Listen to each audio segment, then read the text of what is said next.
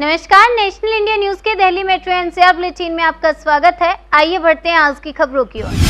गोवा में ऑक्सीजन की कमी से 5 दिनों में 83 मौत। विपक्ष ने मुख्यमंत्री के इस्तीफे की मांग। गोवा मेडिकल कॉलेज में आज ऑक्सीजन की कमी के चलते 8 और कोविड मरीजों की मौत हो गई। यहां रात 2 बजे से सुबह 6 बजे के बीच पिछले 4 दिनों में मरने वाले मरीजों की संख्या 83 पहुंच चुकी है।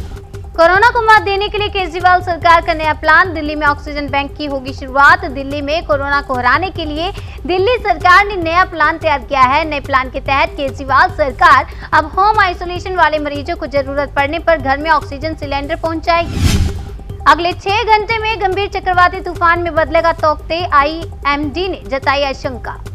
17 मई को तौकते के खतरनाक तूफान में बदलने की आशंका है। आशंका जताई गई है कि 150 से 150 किलोमीटर प्रति घंटे की रफ्तार से हवाएं चलेंगी। बेंगलुरु में बढ़ा कोरोना संक्रमण। मरीजों के लिए बसों में एनजीओ ने लगाए ऑक्सीजन सिलेंडर्स। फ्री में दी जा रही है सेवा। विक्टोरिया अस्पताल के पास टाउन हॉल के सामने लगाई गई बस में 4 ऑक्सीजन सिलेंडर्स, 5 ऑक्सीजन कंसंट्रेटर सहित मरीजों के लिए तमाम सुविधाएं उपलब्ध हैं। कोरोना काल में शवों को नहीं मिल रहा कंधा। गरीब परिवार के लोग नदियों में शव को कर रहे हैं प्रवाहित। वीडियो वायरल होने के बाद हरकत में आए प्रशासन ने शमशान घाट और आसपास के इलाके की धुलाई और सफाई करवाकर अधजले शवों और शवों के अवशेषों को हटवाने का काम शुरू कर दिया। जो कहता था गंगा ने बुलाया है, उसने मां गंगा को रुलाया है। नदियों में बहती लाशों पर राहुल गांधी का ट्वीट। एनएचआरसी ने उत्तर प्रदेश और बिहार में गंगा नदी में कई लाशें मिलने की शिकायतों के बाद गुरुवार को केंद्रीय जल शक्ति मंत्रालय और दोनों राज्यों को नोटिस जारी किया था। मुजफ्फरनगर में अनियंत्रित ट्रक व कार की भिड़ंत, 3 लोगों की मौके पर दर्दनाक मौत, 2 घायल। जनपद मुजफ्फरनगर में हुए एक भीषण सड़क हादसे में 3 लोगों की मौत हो गई, जबकि 2 अन्य लोग घायल हो गए हैं। घटना की जानकारी मिलते ही पुलिस मौके पर पहुंचे, शवों को अपने कब्जे में लेकर पोस्टमार्टम के लिए भेज दिया। अगली खबर गाजीपुर से है। हॉस्पिटल में शुरू हुआ ऑक्सीजन प्लांट। एक साथ 45 मरीजों को मिल सकेगा ऑक्सीजन। गाजीपुर से राहत देने वाली खबर आई है। यहाँ हॉस्पिटल में ऑक्सीजन प्लांट की शुरुआत हो गई है। अभी यहाँ हॉस्पिटल में एक साथ 45 मरीजों को ऑक्सीजन दिया जा सकता है। पश्चिम बंगाल में कल से 30 मई तक संपूर्ण लॉकडाउन। केवल जरूरी सेवाएं रहेंगी जारी। पश्चिम बंगाल सरकार ने 16 से 30 मई तक के लिए पूर्ण लॉकडाउन की घोषणा की है।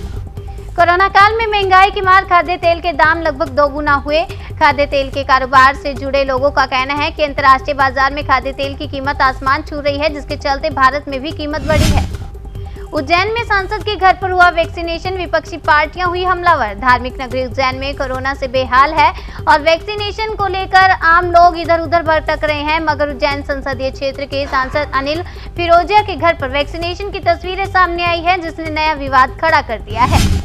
ममता बनर्जी के छोटे भाई असीम बनर्जी का निधन। कोरोना संक्रमण से लड़ रहे थे जंग। पश्चिम बंगाल की मुख्यमंत्री ममता बनर्जी के छोटे भाई असीम बनर्जी का आज अस्पताल में निधन हो गया है। वो कोविड पॉजिटिव आए थे। 10 राज्यों में कोरोना के 85% मामले। 24 राज्यों में पॉजिटिविटी रेट 15% से ज्यादा। केंद्रीय स्वास्थ्य मंत्रालय के मुताबिक देश में 10 ऐसे राज्य हैं जहां कोरोना के कुल मामलों का 85% केस है। वहीं 24 राज्यों में कोरोना की पॉजिटिविटी रेट 15% से ज्यादा है। दिल्ली में कोरोना के नए मामलों में आई कमी। पिछले 24 घंटे में सामने आए 6430 केस। दिल्ली में कोरोना के नए मामलों में आई कमी पर सीएम अरविंद केजरीवाल ने कहा कि भगवान से यही प्रार्थना है कि जल्द से जल्द कोरोना खत्म हो जाए।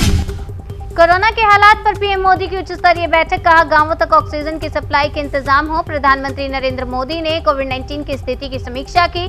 ग्रामीण इलाकों में स्वास्थ्य ढांचे को मजबूती देने के लिए घर घर जाकर जांच और निगरानी करने पर ध्यान देने को कहा। जम्मू कश्मीर में कोरोना काल में बच्चों को निमोनिया से बचाने का अभियान शुरू किया गया। न्यूमोकोकल टीकाकरण कार्यक्रम की शुरुआत पर एक अभिभावक ने खुश होकर कहा कि भारत सरकार की ओर से इस तरह की पहल बच्चों के स्वास्थ्य की दिशा में एक बेहद अच्छा कदम है। अगली खबर भी जम्मू कश्मीर से है। पहाड़ों पर बसे गांवों में डोर टू डोर टीकाकरण अभियान शुरू। हर एक को लगेगी कोरोना वैक्सीन। अब कोरोना का कहर गांवों में दस्तक दे चुका है। ऐसे में जम्मू कश्मीर प्रशासन पहाड़ी इलाकों में डोर टू डोर वैक्सीनेशन शुरू कर दिया है। बेंगलुरु में पिछले 15 दिनों में शव जलाने के लिए 1000 टन लकड़ी का इस्तेमाल। जली करीब 3500 चिताएं। कर्नाटक में पिछले 24 घंटों में कोरोना के 41,779 नए मामले आए हैं, जिसके बाद राज्य में एक्टिव केस की संख्या 5,98,605 हो गई है। शुक्रवार को सिर्फ बेंगलुरु शहर में 14,316 नए केस आए।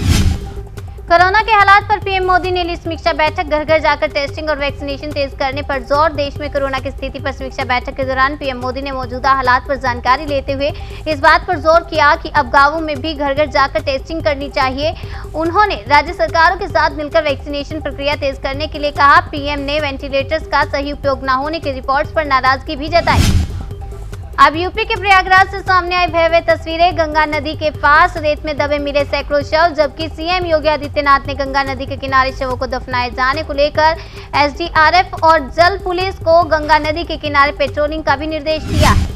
दिल्ली मेट्रो एनसीआर बुलेटिन में बस इतना ही। बाकी की तमाम खबरों के लिए बने रहिए हमारे साथ और देखते रहिए नेशनल इंडिया न्यूज। नमस्कार।